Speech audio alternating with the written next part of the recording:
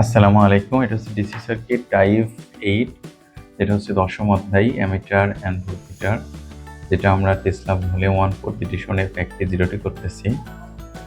Same অঙ্ক আমরা একটা এক্সাম্পলেও করছি। আমাকে বলছে যে এই একটা voltage source find out the ammeter and voltmeter reading. আমার অ্যামিটার এবং ভোল্টমিটার রিডিং বের করতে হবে। আর এখানে আমি দেখছি একটা অ্যামিটার লাগানো আছে রেজিস্টরের প্যারালালে এবং এই ভোল্টমিটার লাগানো আছে রেজিস্টরের সিরিজে, আর এই 10-এর প্যারালালে টোটাল ব্রাঞ্চ। এখন অ্যামিটার আর ভোল্টমিটার রিডিং কি হবে? তো আমরা জানি অ্যামিটারের ইন্টারনাল রেজিস্ট্যান্স আইডিয়াল হলে সেটা 0। তো এটা যদি 0 হয় তাহলে আমার এটা শর্ট হয়ে যাবে, তাহলে আমার মেইন কারেন্টটা এদিক দিয়ে ফ্লো করবে।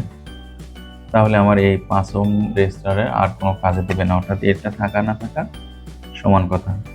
এখন আমি এখানে আসার পর দেখলাম এই দুইটা রেজিস্টর আসছে, তা অর্থাৎ কারেন্টটা এদিক দিয়ে না যেয়ে এই অ্যামিটার দিয়ে ঢুকবে।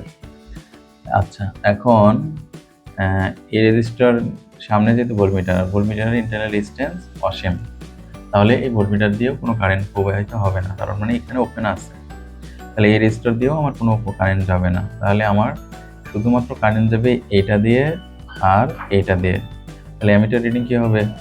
এই সার্কিটে অনলি একটা রেজিস্টার অ্যাক্টিভ, এদিক দিয়ে সে সোর্স কমপ্লিট করবে। তাহলে আমার অ্যামিটারের পার্ট হবে এই 10 ওহম রোধের মধ্যে দিয়ে প্রবাহিত কারেন্ট। তাহলে অ্যামিটার সমান মোট ভোল্টেজ বাই মোট রেজিস্ট্যান্স সমান 1 অ্যাম্পিয়ার। এটা হচ্ছে আমার একটা উত্তর।